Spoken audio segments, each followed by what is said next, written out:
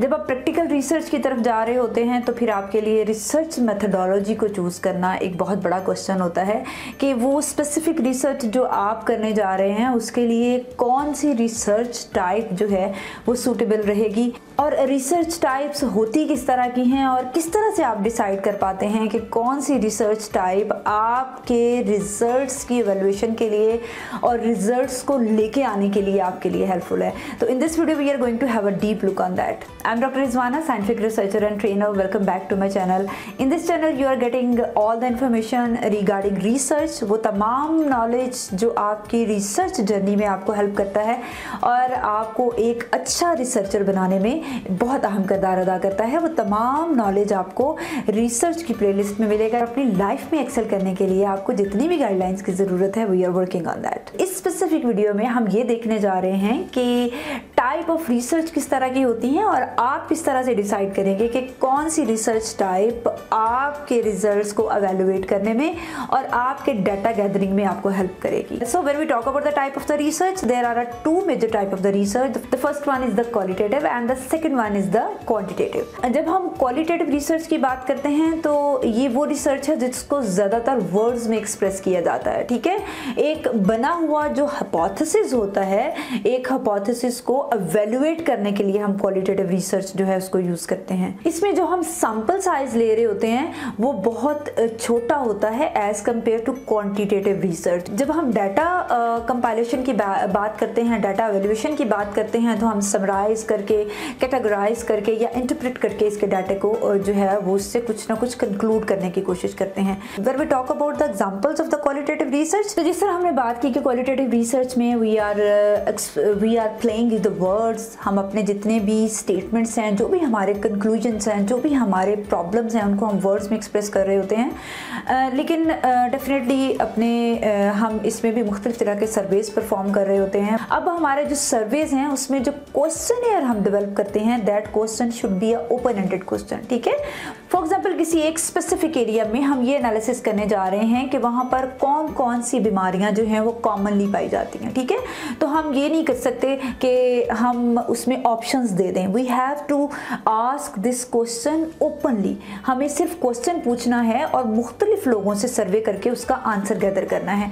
अब जब हम आंसर गैदर कर लेंगे तो हमारे पास कुछ डेफिनेटली मेजर डिजीज़ होंगी जो कि ज़्यादातर लोगों में पाई जाती हैं, तो हम अपना एक सर्वे रिपोर्ट प्रिपेयर कर लेंगे कि इस स्पेसिफिक एरिया में पाई जाने वाली ये कुछ बीमारियां ऐसी हैं जो कॉमनली लोगों में पाई जाती हैं। तो ये एक ओपन एंडेड क्वेश्चन हो गया।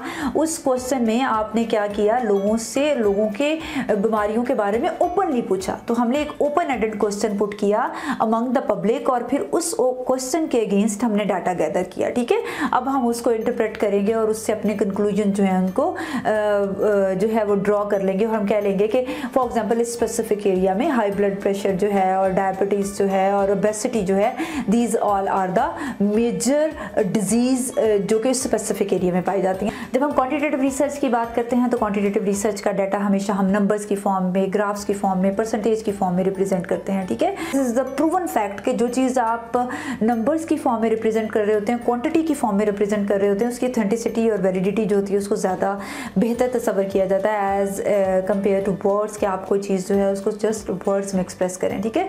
तो क्वांटिटेटिव रिसर्च जो है इस लिहाज से थोड़ी सी आप कह लें कि ज़्यादा इसको ऑथेंटिक तस्वर किया जाता है। But depending upon the type of a subject, अगर आपके सब्जेक्ट की टाइप इस तरह की है कि क्वालिटेटिव रिसर्च से आपके सारी रिसर्च की जो रिक्वायरमेंट्स है वो पूरी हो रही हैं, तो definitely you don't have any need कि आप क्वांटिटेटिव रिसर्च की तरफ शिफ्ट करें, ठीक है।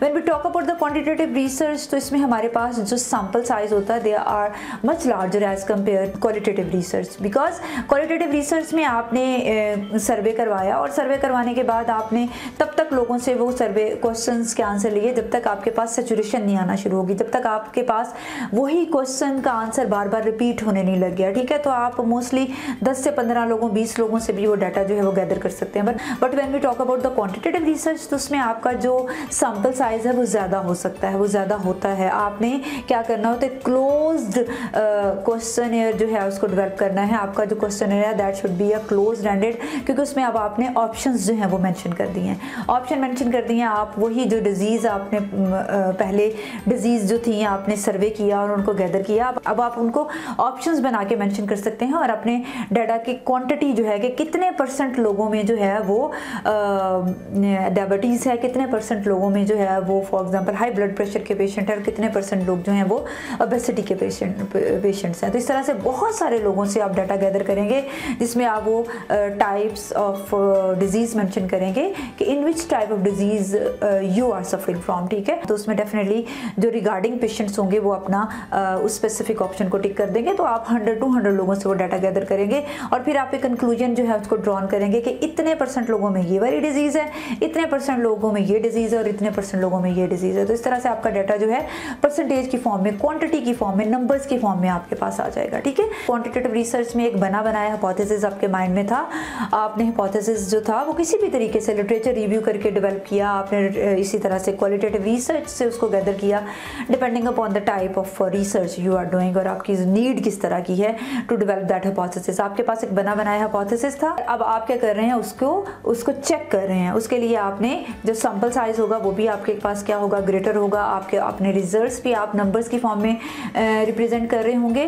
और अपने डाटा को जो इंटीग्रेट करेंगे वो आप मैथ से, स्टैटिस्टिकल एनालिसिस से, डिफरेंट ग्राफ से, इस तरह से उनको रिप्रेजेंट करने की कोशिश करेंगे, ठीक है। So these two are the very clear types of the research. एक क्वालिटेटिव है, एक quantitative, but there is a third type of research also which is also known as a mix method research, जिसमें आप qualitative और quantitative दोनों को use कर सकते हैं। जिस तरह मैंने कहा, पहले आपने लोगों से उनकी डिजीज, कॉमन डिजीज के बारे में पूछा, फिर आपने ये सर्वे किया कि कितने % लोग कौन सी डिजीज में मुब्तला हैं। तो इस तरह से आपने अपनी रिसर्च को क्वालिटेटिव और क्वांटिटेटिव दोनों तरह की रिसर्च को कंडक्ट करके कंप्लीट कर लिया। आई होप सो कि ये वीडियो देखने के बाद आपकी जो टाइप्स ऑफ रिसर्च हैं और मिक्स मेथड रिसर्च क्या होती है उसके बारे में जो कन्फ्यूजन्स थी वो दूर हो गई होंगी।